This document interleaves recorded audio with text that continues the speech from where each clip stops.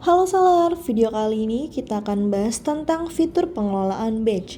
Nah, jadi fitur pengelolaan batch ini dimana dapat diibaratkan seperti membuat gelombang atau perbedaan barang di gudang, seperti kartu identitas uniknya.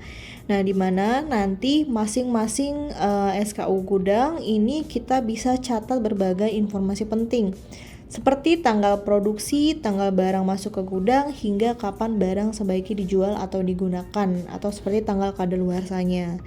Nah, dengan adanya pengelolaan batch, seller dapat mengetahui kondisi setiap gelombang barang secara jelas atau setiap kategori masing-masing produknya berdasarkan tanggal produksi atau tanggal kadaluarsanya, di mana bisa kita lebih mudah mengendalikan stoknya dan menjaga agar kualitas produknya ini yang dikirimkan ke pembeli ini lebih baik kayak gitu, dan mempermudah pelacakan dan penelusuran jika diperlukan.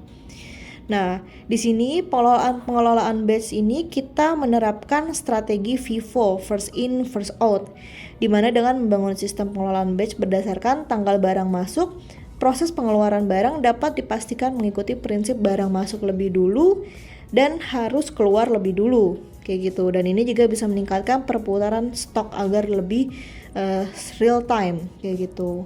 Nah, untuk menggunakan fitur pengelolaan batch, kita pertama-tama pastikan hanya untuk pengguna yang sudah mengaktifkan fitur stok. Jadi syaratnya itu pasti harus aktif untuk fitur stoknya di bagian pengelolaan stok. Nah, kalau fitur stoknya sudah aktif, nanti kita tinggal aktifkan lagi pengelolaan batch-nya, yaitu di bagian pengelolaan gudang. Di sini ada namanya pengelolaan batch, jadi kita tinggal aktifkan saja. Nanti selanjutnya kita tinggal checklist dan juga aktifkan poin-poin yang ada di bawah. Di sini wajib isi tanggal kadaluarsa. Nah, untuk syarat penggunaannya ini seperti tadi yang sudah diinfo, ini fitur stok harus sudah aktif. Dan setelah aktifkan pengelolaan batch, pertama sistem akan mendukung pengelolaan stok dan perhitungan usia stok berdasarkan penambahan stok batch. Distribusi stok secara default mengikuti prinsip FIFO, di mana batch yang masuk lebih awal akan didahulukan untuk keluar. Jadi nanti alokasi pesanan ini akan memotong stok dari batch yang masuk lebih awal dulu gitu. Dan SKU gudang mendukung aktifkan pengelolaan masa berlaku saat buat pesanan pembelian, penambahan stok, dan penerimaan barang dapat isi tanggal produksi dan tanggal kadaluarsa. Nah, di sini kita bisa aktifkan wajib diisi tanggal kadaluarsa. Setelah verifikasi wajib diaktifkan, pada tahap bisnis terkait operator harus isi tanggal kadaluarsa, jika tidak maka tidak dapat konfirmasi kayak gitu. Jadi setiap melakukan penambahan stok atau pembuat pesanan pembelian itu, kalau kita tidak isi tanggal kadaluarsa maka nanti tidak dapat kita konfirmasi untuk tugasnya. Nah, di sini kita juga bisa pilih untuk pengisiannya ini tuh berlaku untuk di bagian mana saja. Di bagian pesanan pembelian, penambahan stok terima barang, dan juga penambahan stok. Nah, kalau sudah, nanti ada beberapa perbedaan di bagian penambahan stok, pesanan pembelian, dan juga di bagian penerimaan barang saat kita membuat pembelian atau misalnya pesanan di perhitungan stok kayak gitu. Nah, jadi di sini kalau kita melakukan penambahan stok, contoh saat kita mau buat penambahan stoknya, kita pilih contoh SKU gudang A. Nah, di sini akan muncul nih tanggal produksi, masa berlakunya, dan tanggal kadaluarsanya. Kayak gitu. Jadi contoh kita melakukan penambahan stok. Penambahan stok SKU gudang ini ada stok masuk lagi nih ke gudang kita. Sekitar 10 stok kayak gitu, atau misalnya berapa stok. Dan masing-masing itu 10 stoknya itu tuh tanggal kadaluarsanya sama semua. Ya, jadi tanggal kadaluarsanya ini di tanggal sekian dan tanggal produksinya sekian. Misalnya dia tanggal produksinya ini tanggal 1, tanggal kadaluarsanya itu di tanggal 31 Januari. Jumlah penambahan stoknya ini 10. Nah, jadi setiap kita melakukan penambahan stok, satu tugas penambahan stok setelah kita konfirmasi, nanti ini akan membuat satu batch baru. Jadi akan membuat satu batch baru. contoh kalau misalnya hari ini kita penambahan stok untuk SKU gudang ini dengan modal dengan tanggal kadaluarsa sekian. Nah, lalu di minggu depan ada barang masuk lagi nih. Karena stoknya ini mungkin sudah menipis, kita order lagi nih. 2 minggu selanjutnya kita order lagi, masuk lagi, dan tanggal kadaluarsanya lebih lama. Nah, berarti kan nanti akan terbuat lagi 2 batch. Kayak gitu. Jadi setiap kita melakukan penambahan stok, membuat pesanan pembelian, atau misalnya pas penerimaan, itu nanti akan membuat satu batch baru. Jadi walaupun kita isi tanggal kadaluarsanya sama, tapi tetap akan membuat batch baru, kayak gitu. Nah, lalu kita klik konfirmasi. Nah, untuk cek di mana rincian batch dari penambahan stoknya, nanti ada di bagian stock batch. Nah, di sini juga ada perbedaan lagi. Jadi, kalau misal kita tidak aktifkan pengelolaan batch, nanti stoknya ini kan akan menyatu. Jadi di rincian stok ini, SKU gudang A ini stoknya 10 ini dan tidak tahu nih yang kadaluarsanya di tanggal berapa. Di tanggal sekian ada berapa, yang tanggal kadaluarsanya sekian tanggal berapa, kayak gitu. Jadi ini nyatu semua stoknya. Nah, kalau kita ada buat penambahan stok atau pesanan pembelian itu, kita inputkan masing-masing tanggal kadaluarsa atau produksinya. Jadi nanti ketahuan, misalnya 10 stok ini nih terdiri dari beberapa tanggal kadaluarsa sama semua atau berbeda. Atau terdiri dari berapa batch. Berapa kali kita melakukan restock atau penambahan stok untuk SKU gudang tersebut, masing-masing batch-nya. Nah, kalau kita klik di sini, di bagian batch-nya ini, total stoknya, nanti di sini akan muncul rincian batch-nya. Ini nomor batch-nya, total stoknya 10, ini waktu penambahan stoknya di tanggal sekian. Kayak gitu. Dan perubahannya lagi nanti kita juga bisa tentukan masing-masing modal per batch-nya. Jadi biar nantinya itu tuh di laporan keuntungan atau misalnya di perkiraan keuntungan, modal yang tertera atau modal yang digunakan itu sesuai dengan batch-nya masing-masing, jadi tidak terakumulasi lagi. Sebelumnya kita menggunakan modal akumulasi, jadi satu modal itu berlaku untuk semua stok. Saat ini teman-teman seller sudah bisa membagi modal berdasarkan beberapa batch. Jadi contoh batch A ini modal 10.000, batch B ini modalnya 20.000. Nah, nanti pesanan yang modalnya ini nanti akan mengambil modal dari masing-masing batch. Jadi misalnya pesanan A ini memotong stok dari batch yang mana, berarti nanti modalnya itu akan mengambil dari modal batch tersebut. Nah, untuk cek detailnya nanti di bagian stock batch. Nah, di bagian stock batch ini nanti contoh satu SKU gudang ini bisa muncul 3 batch sekaligus kayak gitu. Nah, batch-nya ini dari mana? Ini dimana kita melakukan penambahan stok. Dari penambahan stok atau dari pesanan pembelian atau dari penerimaan nih, kayak penerimaan untuk pembelian. Kayak gitu. Nah, jadi setiap satu pembelian itu akan membuat satu batch. Dan nanti di sini akan muncul masing-masing tanggal kadaluarsa dan juga tanggal produksinya. Stoknya masing-masing di sini juga terbaca, ini stok 10 pieces, ini 10 pieces, ini 100 pieces. Dan cara jalannya seperti apa? Nanti karena di sini kita sistemnya FIFO, di mana nanti ketika ada pesanan ini akan memotong stok dari batch paling awal terlebih dahulu. Kayak gitu, stok akan memotong dari batch paling awal terlebih dahulu. Berarti nanti harus terpotong di bagian batch sini nih. Di batch yang nomornya 8 0 4 kali 9. Nanti akan alokasinya ini ke stok yang ini. Di sini ada macam-macam alokasi stoknya. Kalau misalnya kita tadi batch paling awalnya atau batch paling awalnya ini di bagian sini, berarti nanti alokasinya di sini. Contoh ini untuk di batch yang paling ini, di sini ada stok alokasi pesanan 2. Karena kita saat ada pesanan masuk, ini batch yang paling awal ini nih atau batch yang paling awal itu di batch yang ini, kayak gitu, batch nomor yang ini, otomatis nanti stoknya itu akan memotong stok dari batch yang ini, dari stok yang ini nih, kayak gitu. Di sini juga akan terbaca waktu penambahan stoknya, dan di sini juga nih modalnya seperti yang sudah diinfo. Jadi modalnya ini bisa kita pisah berbatch kayak gitu. Jadi tidak sistem akumulasi lagi. Jadi ketika ada pesanan masuk, nanti modalnya ini masing-masing menggunakan modal dari batch yang digunakan. Nah, contoh di sini kita coba buat pesanan dan kita cek alokasi pesanannya. Kita buat dulu pesanan manual untuk contoh.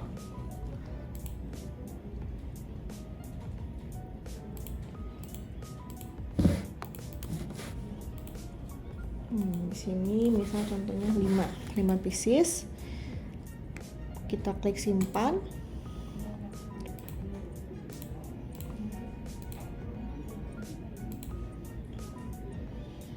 Nah, di sini kan otomatis ada pengalokasian nih 5 stok dan kita cek di sini stok batch. Untuk SKU gudang tersebut akan dialokasi ke stok atau batch paling awal.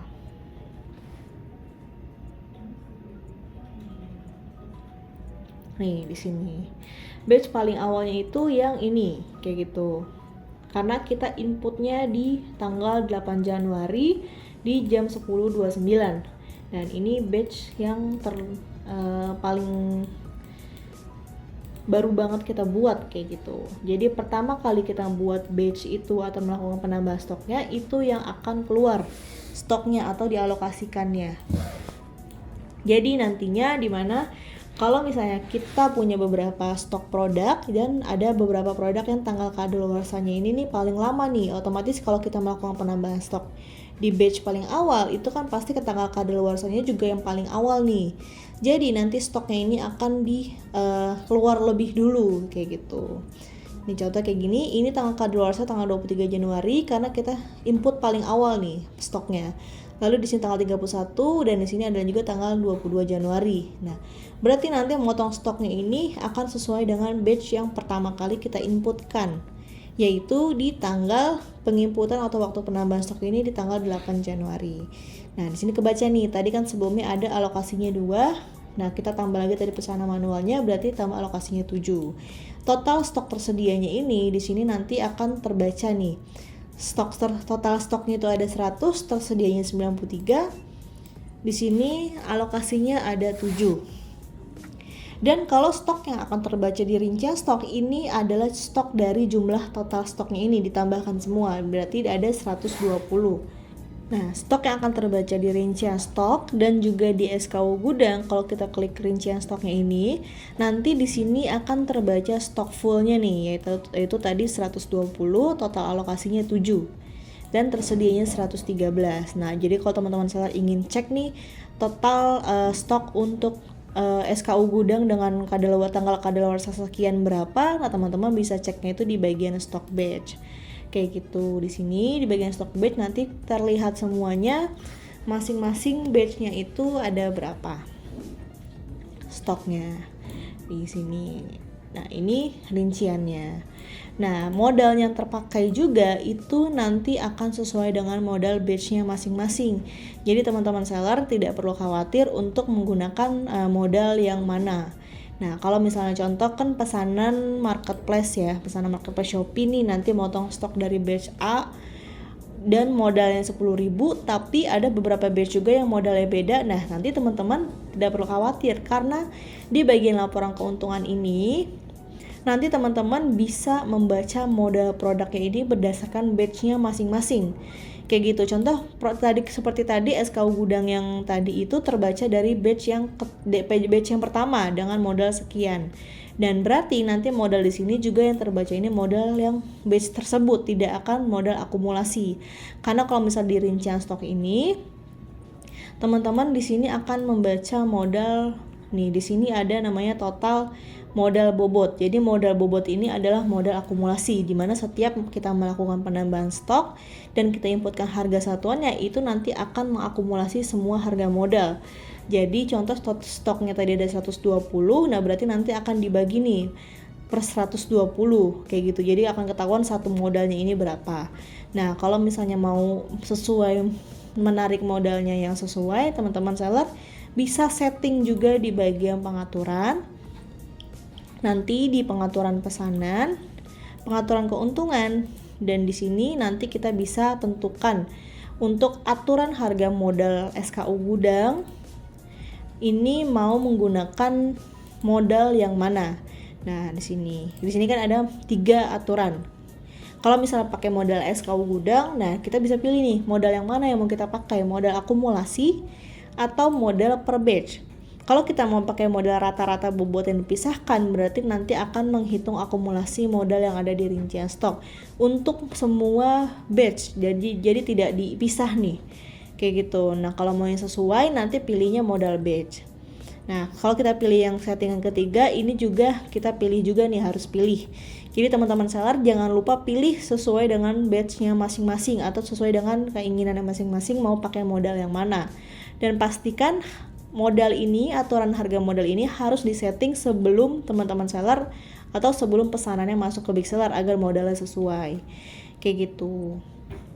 Dan saat kita melakukan buat SKU gudang. Nah, kalau kita sudah mengaktifkan fitur pengelolaan stok tadi, kita buat SKU gudang manual atau kita buat SKU gudang via ekspor dan lain-lain, atau misalnya massal, nanti kita bisa input masing-masing SKU gudang tersebut tanggal kadaluarsanya. Contoh di sini SKU gudang.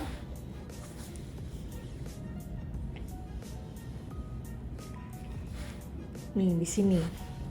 Jadi kalau kita pilih dulu nih, nah kita bisa pilih tanggal produksinya sama tanggal kadaluarsanya. Kayak gitu teman-teman seller. Jadi bisa kita input masing-masing modal produk, stoknya berapa, tanggal produksinya berapa, tanggal kadaluarsanya berapa, sampai dengan modal produknya.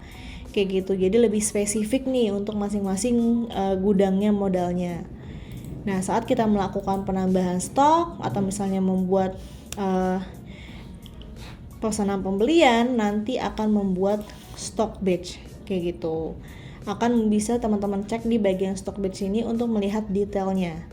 Dan di sini bisa disetting nih untuk filternya, kita mau cek yang status masa berlakunya, bisa dicek nih. Kalau yang mau kadaluarsa, peringatan sebelum kadaluarsa, di sini kita juga bisa setting. Nah, di bagian SKU gudang sini,